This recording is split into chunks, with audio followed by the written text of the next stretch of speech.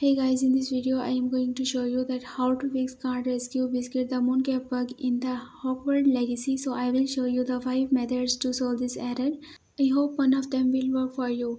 In our first method, you have to just update your GPU or the graphic card drivers. For this, you have to just open your run box by pressing Windows plus R at once. Search here for the devmgmt.msc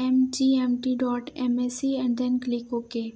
And here you will find the device manager. In this you have to just click on the display adapter and expand this option. After this you will find here your graphic cards. Just right click on it and then click on the update driver. After this you have to just click on the search automatically for drivers and wait for searching, and you can see that my graphic card driver has been updated and installed.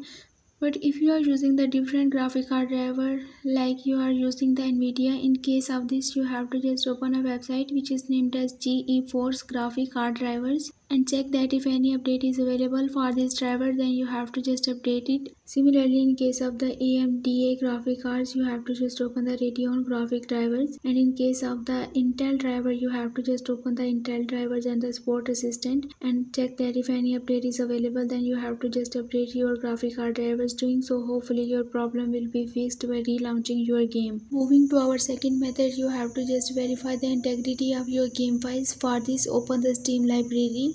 Right click on the Hogwarts Legacy, click on the properties, click on the local files and then click on the verify the integrity of your game files. Doing so, you have to just relaunch your game and hopefully this time your problem will be fixed.